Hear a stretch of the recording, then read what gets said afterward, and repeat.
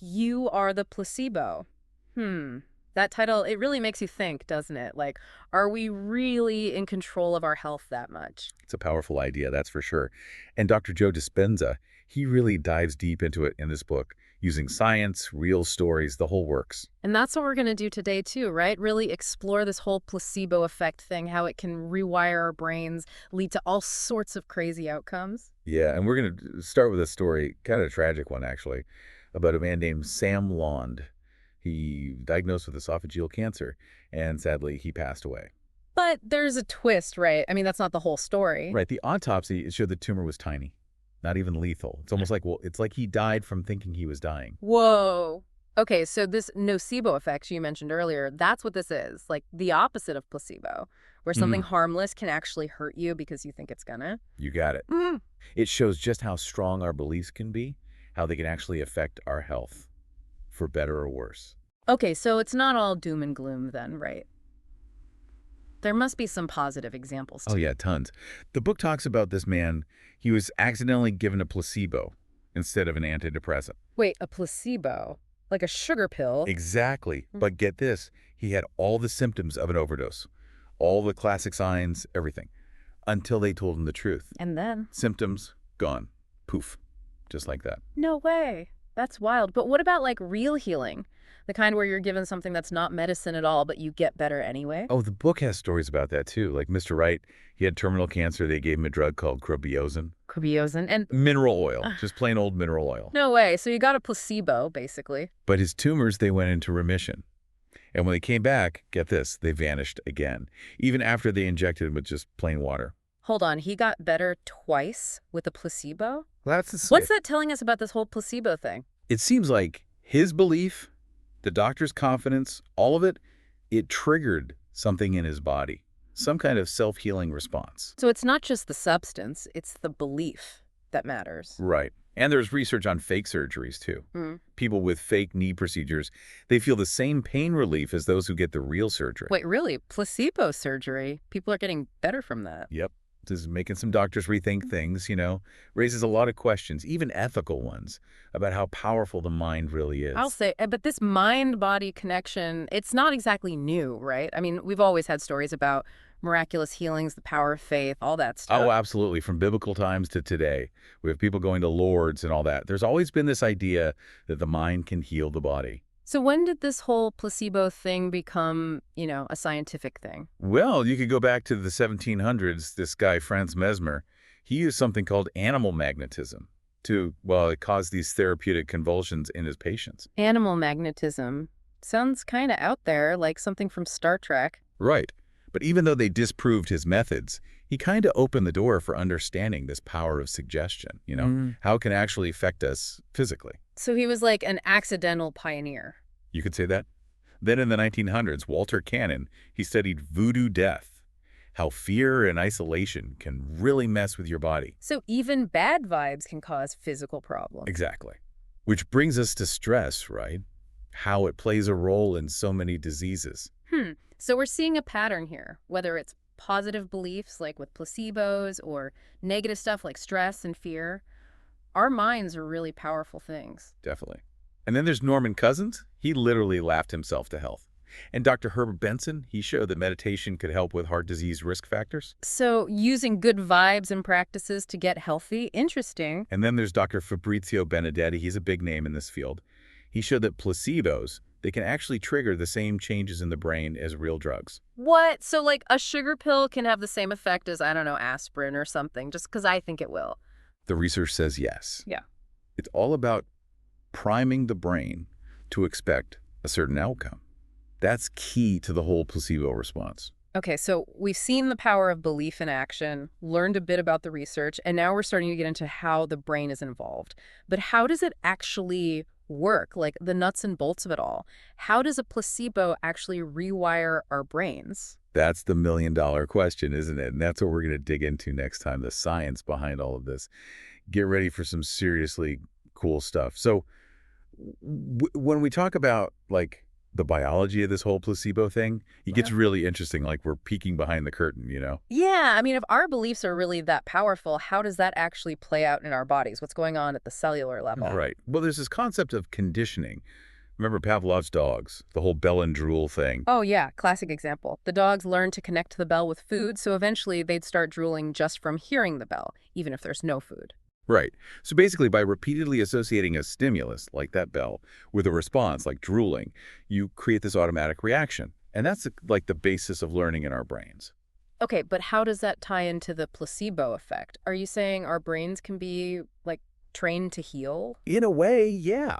Hmm. Think about it. When you take a pill or go see a doctor, you're kind of expecting to feel better, right? That whole ritual gets connected in your brain with the outcome of feeling better, and your body starts to anticipate that healing. Okay, that makes sense. It's like setting up an expectation that your body then tries to fulfill. Exactly. Dr. Dispenza in the book, he even talks about this study where they made students feel drunk just by giving them non-alcoholic beer in a bar. Wait, what? So they tricked them into feeling drunk? Yep. Just the environment, the whole bar setting was enough to trigger that feeling.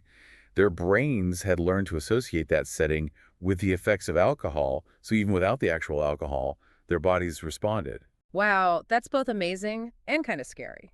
It really shows how much power our subconscious minds have. But what about genetics? Do our genes play a role in all of this? Oh, absolutely. And this is where it gets even cooler.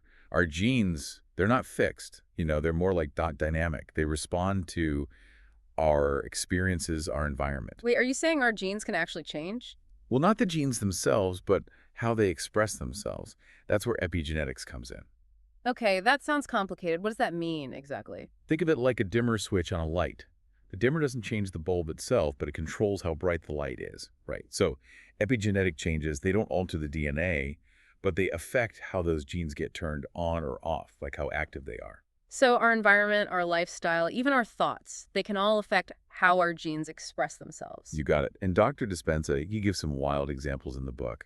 Like this study with elderly men, they basically reversed their biological age just by living as if they were younger. Wait, hold on. They actually became younger, like Benjamin Button style. Well, not exactly, but they showed improvements in their health, their well-being, just by changing their mindset and doing things they enjoyed. Wow, that's incredible. It really shows that our thoughts can have a real physical impact. But if positive thinking can heal, does that mean negative thoughts can make us sick? Yeah, that's the other side of the coin. The book also talks about these Cambodian women who experience blindness after witnessing some horrific events.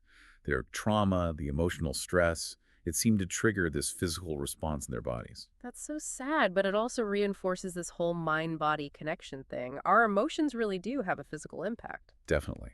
And that's why managing stress is so important. When you're constantly stressed out, your body's stuck in survival mode, it can't focus on healing and growing. So it's like we're telling our genes to focus on fighting imaginary tigers instead of repairing and regenerating. Exactly. Our bodies are amazing, but even they have limits.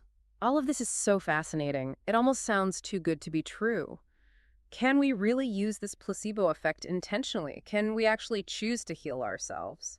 That's where it gets really exciting. And that's where Dr. Dispenza's idea of mental rehearsal comes in, which we'll get into next time. Okay, so we've talked about this amazing power of belief and how our brains can be conditioned to heal. But, there's got to be a flip side to this, right? Like, what are the limits of this placebo effect? Are we saying positive thinking can cure anything? Well, it's important to remember placebo isn't magic. It works best for certain things, like pain, depression, anxiety, things that are more subjective. So things that are affected by how we feel and perceive them. Right.